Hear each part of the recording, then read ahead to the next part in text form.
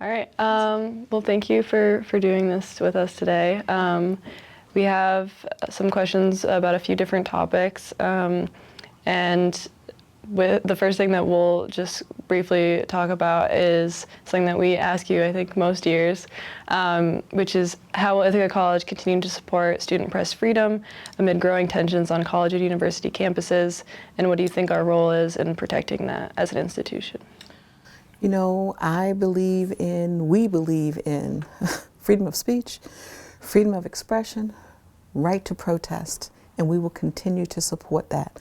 We believe in a free press, and we will continue to support that. We may not always like what the press reports, but we will never suppress the press. How about that? What role do you think that student media has within our campus community? To keep the campus informed, but to keep your peers informed. You know, with newsreel coming to Ithaca College, I was really excited about that. Everybody walks around with a phone, and you have these algorithms that feed you constantly, but you only get fed the things that you look at all the time. And so what excites me about newsreel and that app is that students will be exposed to news from around the world, but also that the Ithacan is a part of that as well. So I'm really excited about what that may mean for our campus, but more important, what it means for the Ithacan as well. And on the topic of free speech, recently there have been some issues with international students not really having the same ability to speak out without fear of having their status revoked. How is the college responding to the mass revocation of student visas in the country? Well, Emily Rocket is our general counsel, so she holds weekly sessions to let people know what their rights are, what to do if they are stopped. And I'm concerned, like everybody else in the country, about rights being taken. The tough student who was accosted on the street, that was heartbreaking. The Cornell student who has chosen to leave the country. So these things are happening, and I just encourage our students to be mindful about where they are at all times, and really to be mindful about what they say, because you don't know who's listening. Are there any plans to provide extra support or legal help during this time?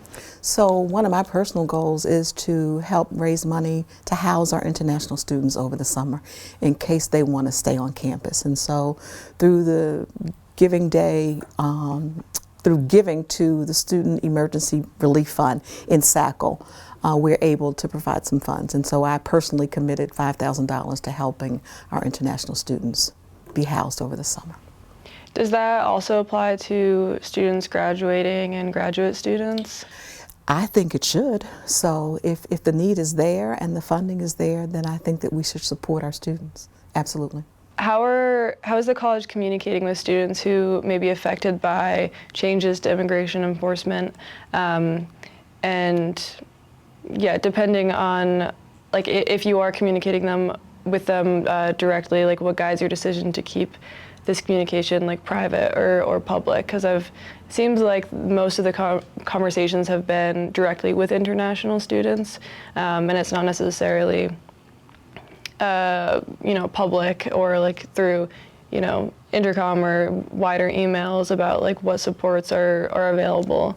So we've had listening sessions and education sessions with SGC, faculty council, staff council, through the CEIB, and so we think that person-to-person communication and education is the best route to go.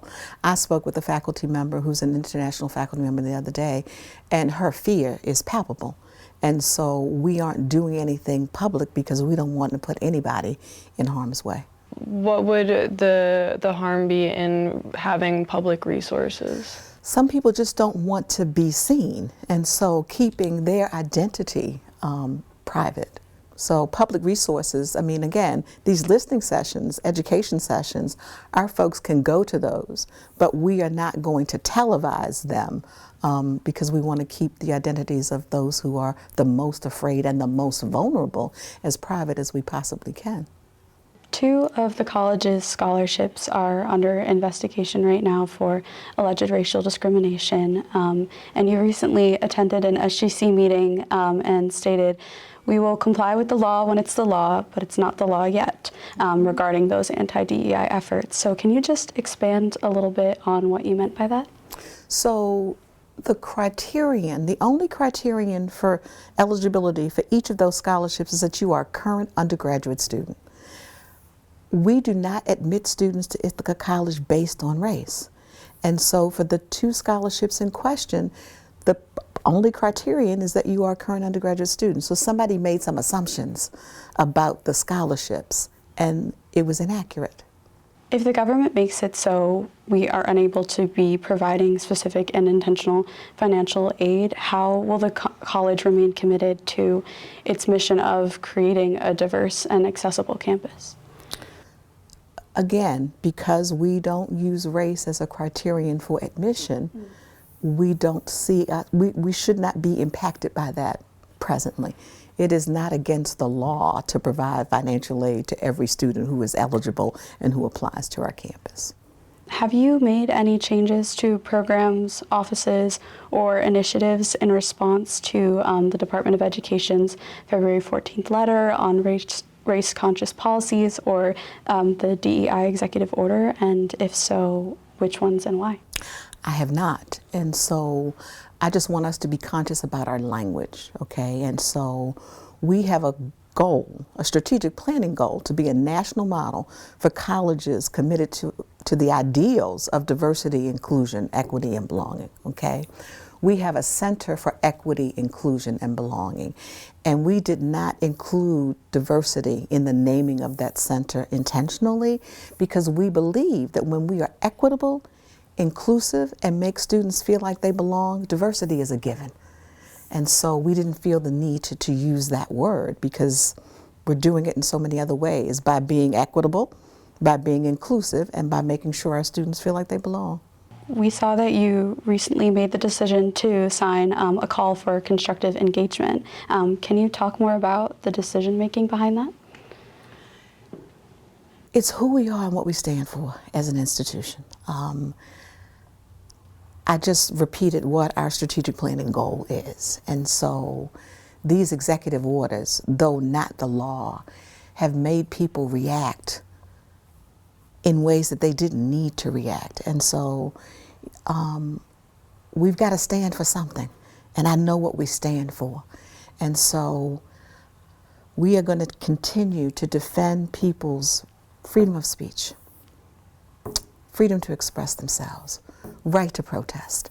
And so what this administration is doing goes against our values. And I don't mind signing something in support of our values. And I thought the call to constructive engagement is reflective of our values as an institution. Hence, I signed. How does this institution plan on following through on all of those points made in a call for constructive engagement? We're going to continue to do what we've always done. We're going to continue to live our values and lean into our values unless and until we cannot. We will comply with the law, but today we are not breaking any laws. And so when there's a law, we will comply with it. But until then, we're going to continue to do what we've always done. So a little bit of a pivot here, but how would the NIH's proposed 15% indirect cost rate affect your research programs? There's been a lot of federal funding cuts to many research institutions, whether that's higher education or even just on that local level. So how do you feel it's been impacting Ithaca College specifically? I don't think we have felt the impact yet. Yeah. More to be revealed. Have any potential funding cuts led you to freeze hiring or eliminate any positions? And if so, which areas are being most affected? So we are undergoing, I'm going to say, restructuring. I announced at the beginning of the year that we had hired Huron consultants to work with us because the Board of Trustees has given us a mandate to have a balanced budget by FY28. having a balanced budget is going to require that we reduce staffing in certain areas across the institution. I announced a few weeks ago via an email that I have restructured the executive leadership team, going from 12 direct reports to 5 direct reports. We now have 5 divisions, and each division has been given a reduction target that they must meet effective FY26, which would be July 1 of 25. And so we are a smaller institution. I have announced that we are resetting the enrollment size of our institution from 5,300 to 4,500. When I arrived in 2018 as provost, there were 6,500 students here. Today, there are 4,600 students here. And so, on average, we have enrolled 1,163 first-year students over the last 5 years. And so we need to continue to align the size of the faculty and staff with the size of the student body. And so this year we made a budget assumption of 1,100 new students, because we've got to get our budget aligned again so that we have the resources to do the things that we want to do. I have not been able to present a balanced budget to the board for the 3 years that I've been the president. And so I am grateful to the Board of Trustees for giving the team until FY28 to get back to balance. So we have 3 years to get there. And so there will be reductions over a 3-year period as we work our way back to a balanced budget by FY28. And as these cuts and reductions happen and the restructuring, how can we maintain the quality of education here while also decreasing faculty size and course offerings? I think we will be able to do that because we will be aligned with the faculty and staff will be aligned with the student body. So we have fewer students and we will have fewer faculty, but we will be able to do the work. We have to make other decisions about what we're going to stop doing, Lorien, because we cannot continue to do all the things that we did before because we are not the size that we were before. And so again, this is about alignment. Recently, we found out that the deaf studies minor is on an administrative pause and will be cut after fall 2025. And students found out from their instructors. So can you tell me a little bit about the decision to end this program and what other programs will be similarly impacted that students may not know about yet? I think that the leadership in the School of HSHP looked at majors, minors, and resources and personnel and made a decision based on the needs of HSHP right now. What I like about the decision is that it's on pause, which says that should things change, they can bring it back. But there are no full-time faculty associated with that program. All of those faculty were part-time faculty. Right. So students were notified about the program being cut from their professors. So why are students not being made aware, like directly from administration or department heads about the changes? Like what went behind that kind of decision? I think that I don't know the answer to that question, and that's just being honest with you. That program is in HSHP. The dean of HSHP, in consultation with her department chairs and her management of that school, made an executive decision that is right for the school right now based upon the size, enrollment, and needs. And so she made a decision, and the students were told by their professors. I can't explain why the professors felt the need to share that news with the students before it was released by the dean of the school, but it happened. And whether we're talking about balancing the budget or, NIH cuts or, international students having their visas revoked, all of these things are kind of changing or altering the campus community and the community of higher education. What are you telling prospective students and their families about these changes and how they're going to affect their college experience over the next 4 years? What I tell prospective students and families at every open house is that this is who we are. These are our values: academic excellence, respect and accountability, sustainability, innovation, equity. Our goal is to be a national model. Our goals have not changed. We will continue to lean into and live our values. And I need them to know, walking in the door, that equity, inclusion, and belonging are values at this institution. And so they need to know what they are getting when they walk in the door, because this is who we are, and we will remain unchanged. What specific line would federal authorities have to cross before the college would publicly object to their actions? I don't understand your question. Like, if I guess, so right now there are certain like policies or guidelines or suggestions, or maybe, ICE is going and, deporting students, or like but like colleges have to follow the law. And I guess we don't really know what's going to happen next, and what would be far enough that the college would not want to comply with the law and do something to remove themselves from that situation. We will comply with the law. I'm really clear about that. We are not going to break a law. And I'll use what happened with our trans athlete as an example. We had a trans student who competed in an NCAA event. NCAA guidelines say that trans students cannot compete. We didn't follow the guidelines. We self-reported to the NCAA. They appreciated that we self-reported. Trans athletes can practice with their teams, but they cannot compete. And so that's an instance where we are complying with a rule by the NCAA. The kind of reports that were coming after that situation said that there was a misunderstanding about what competition or what regatta the athlete could participate in. So I don't think that the community has been aware, at least to my knowledge, that it was a self-reported, a purposeful competition where they knew the guidelines and they competed anyways, and that it was then self-reported. So we self-reported, and I would encourage you to reach out to the coach, Beth Green, and have a conversation with her, because she can state it better than I can. But once it made the press, somebody reported that an Ithaca College trans student competed in this third race.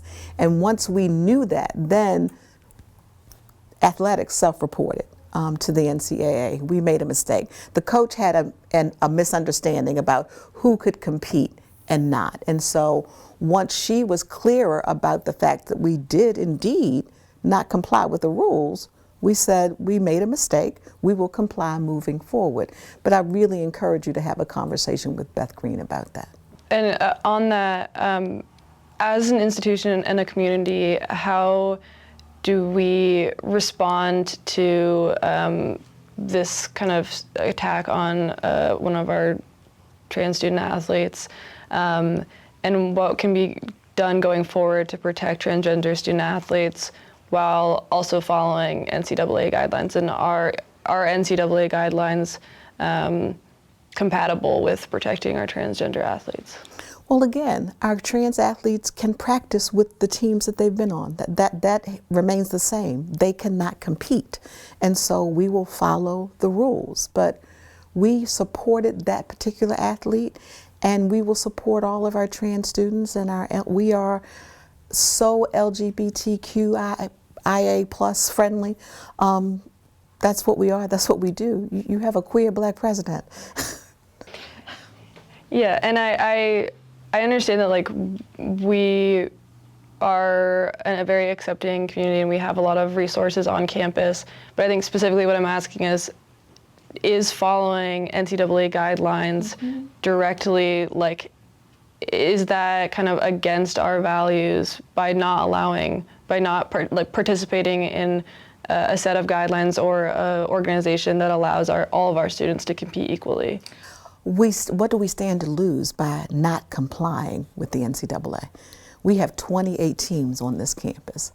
And so if we do not comply with NCAA rules, we disadvantage all of the other athletes who play on the other teams. Kind of shifting a bit, the Board of Trustees meeting is coming up very soon. What are the main points that will be discussed, and what are the important things people should know about that will come out of that? Enrollment, budget, getting to balance. The board is going to want to know at this meeting what our budget plan is for FY26, leading to 27, to get to balance in 28. And so we need to make sure that the board approves the FY26 budget. And we need to indicate that we are doing the work we need to do to reduce the deficit so that we are balanced by 28. Well, I guess we have a couple minutes left, so our last question is a bit sillier. Kaeleigh. Yeah. So there have definitely been like whispers around campus about students wanting the mascot of the college to change from the bombers to something regarding the geese. What is your perspective on this? I know what I'm about to say is going to upset some people, and I know who they are. I love the idea of the goose. First of all, we don't have a mascot. So our nickname is the Bombers, okay? There are geese all over this campus. Find your flock. Geese are fierce. You don't mess with them. I would love to have a goose be the mascot, and the goose's name is Bomber, and we put a bomber jacket on the goose. And our alumni, you know, through all of my travel, our alumni are more connected to each other sometimes than they are to the institution because they found their flock when they got here, and they've stayed together as a team through the years. So I love the idea, but there are others who have said to me that, you know, geese leave things around our campus. And so they aren't happy about the droppings, I'll use that language, that the geese leave. But I love the idea of the goose as a mascot. I really do. What would be the next steps in making that happen? I think it needs to come up from the students. You know, the students, you all have a lot to say about this. And so, you know, I imagine selling bomber jackets in the school store. I imagine selling down pillows and comforters in the school store. I see so many different ways that we could use this goose and make it work for us. I do. And every spring, you see the geese sitting on their nests, and we have babies walking around our campus. Future bombers. I mean, there is so much we can do with this. Yeah. But I have some friends in marketing and communications who look at me and they're like, no, Lorien, we don't want that as our mascot. But I think if the students take hold of it, I'm going to support them fully. Well, that's good to know. All right, well, we're kind of at time. We don't want to, you know, go past that, but thank you so much, and I really appreciate you answering all of our questions. Thank you for this. I love this place. I do, and I think we're pretty special. And, you know, we have an Ivy across the hill who is experiencing a whole lot more right now because of all of the federal funding that they get, because of all of the research grants that they get. The other night at our home, we had an event for BIPOC faculty and staff from Cornell and Ithaca together. And, you know, the faculty over there are afraid because of all the funding that they're losing. And so people are making decisions and that we don't have to make right now because we don't have that kind of funding. But we will support our friends on the other hill, and they too signed that call for constructive engagement. And so we are partners in the work. Well, is there anything else you want to say before we end things? Thank you very much for the opportunity to engage with you yet again. Let's get that goose.